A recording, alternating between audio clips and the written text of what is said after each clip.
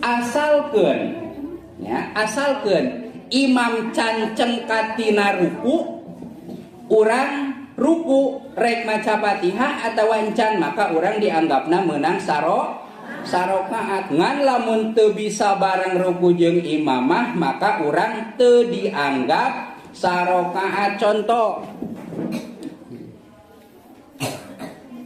imam Allahu Akbar, kakaragi urang Allahu Akbar, urang ya imam ruku, urang ke imam ge Allahu Akbar, urang ruku imam naon cengkatina ruku alias itidal, eta mah teu diitung sarokaat.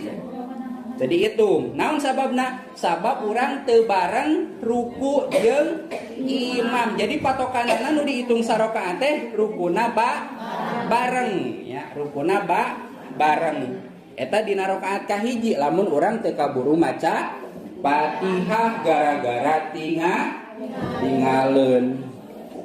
Urang mah teu buru maca Fatihah rek ngahajakeun we Allahu Akbarna imam geus kupuan ahad diuk we heula nya ngoprek HP imam teh geus qul huwallahu ahad Allahu somad lang geus derek ieu tuluy urang teh Allahu Akbar kakarage bar imam ruku urang milu ruku meunang sarokaat ngan kabina-bina teuing gitu ari kitu mah gitu geus puguh waktu anu nyalse aya kalahka dipake ngoprek HP.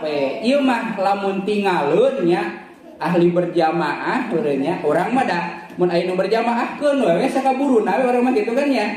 Rek menang sarokaat rek 2 rakaat tapi ari anu naon manu apik mah hayang ganjaran berjamaah da ganjaran berjamaah anu pul teh ageung pisan nya.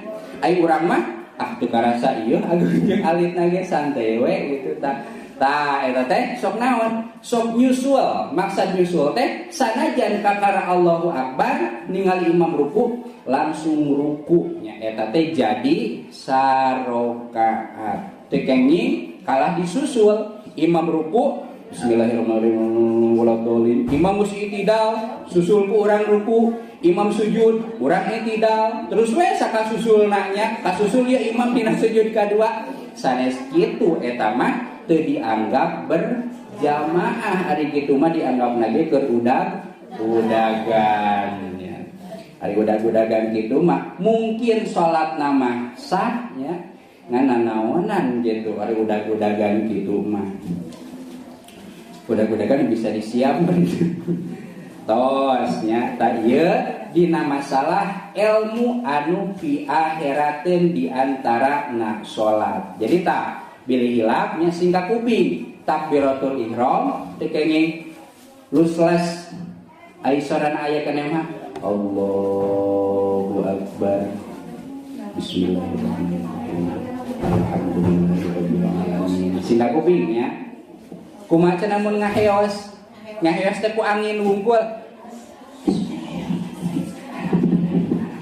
tah upami ditingali tina segi tajwid eta teh terjadinya naon sababna sabab ari huruf teh aya nu ngange napas aya nu ngange sora diaturna babna sifatul hurufnya pengerti orang mah cenah intina mah kieu bahwa ngucapkeun huruf kudu aya soraan lamun teh mah mampu bersuara kajaba lamun tos teu aya soraannya erep ya sora teh dipake gogorowokan dan tadi tes nyepor teran poli serak tentana teh nya ka eta mah dihampura nya lamun tos aya soraan mangan salagi soran aya keneh mah singka kuping ku dirina kudu salatna termasuk tahiyat at-tahiyatul mubarakatus shalawatut thayyibatul lillah assalamu alayka jeung saduluyna termasuk Allahumma sholli ala sayyidina Muhammad wa ala ali sayyidina Muhammad. Cukup sakitu ge shalawat ngan urang mah diajarkeunana di bonusan. Naon kaiduna teh? Kama sholaita ala sayyidina Ibrahim wa ala ali sayyidina Ibrahim wa barik ala sayyidina Muhammad wa ala ali sayyidina Muhammad kama barakta ala sayyidina Ibrahim wa ala ali sayyidina Ibrahim fil alamin innaka Hamidum Majid. Allahumma inni a'udzubika min adzabil qabri wa min adzabin nar wa min fitnatil mahya wal mamati wa min fitnatil masiihid kakara assalamu alaikum alaikum. Padahal mah anu wajib nama Allahumma sholli ala sayyidina Muhammad wa ala ali sayyidina Muhammad.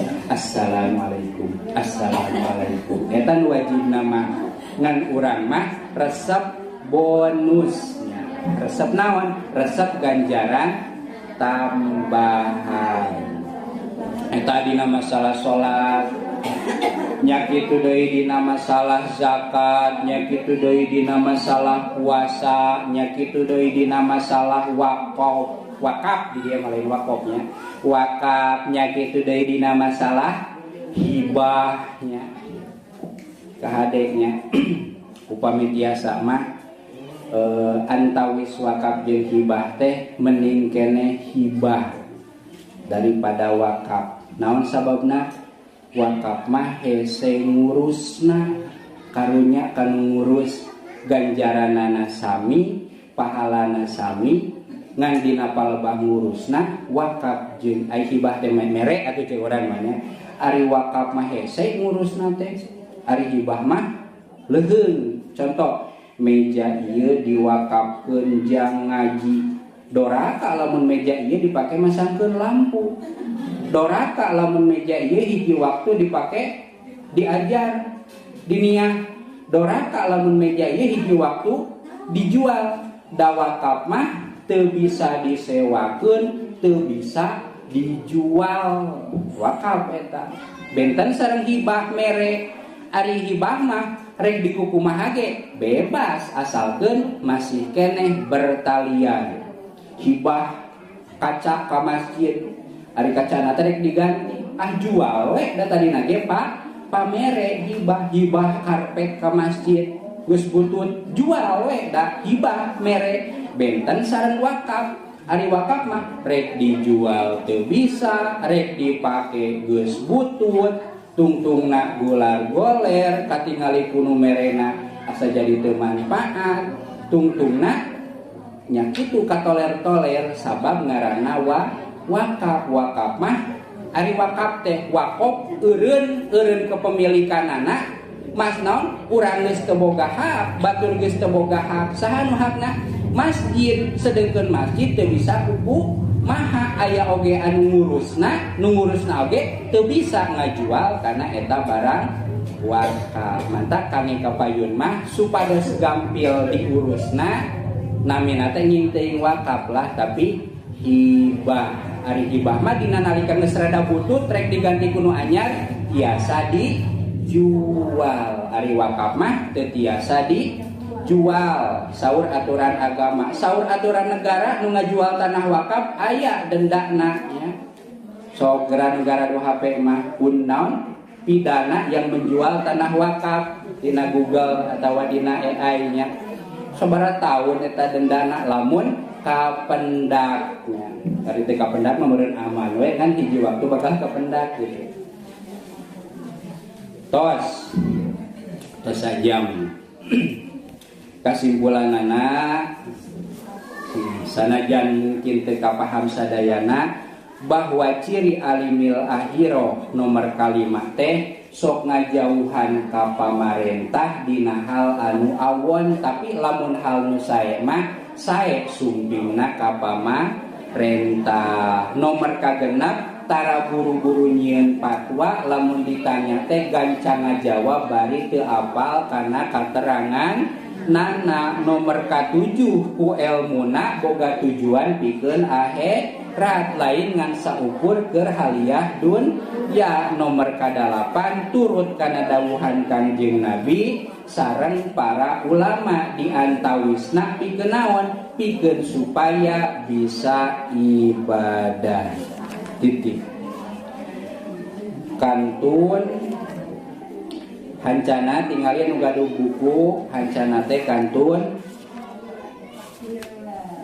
pata'allaman lillahi ilman nafi'ah. Tak kantun eta ciriannya fata'allaman lillahi ilman nafi'ah. Hadirin rahimakumullah, sakitu nu biasa kapihatur, mudah-mudahan ajur manfaatna. Hapunten tina sadaya kakirangan oge kalabatanana ditutup ku doa Rabbana atina fid dunya hasanah wa fil akhirati hasanatan wa qina adzabannar wallahu muwaffiq ila aqwamit thoriq. Wassalamualaikum warahmatullahi wabarakatuh.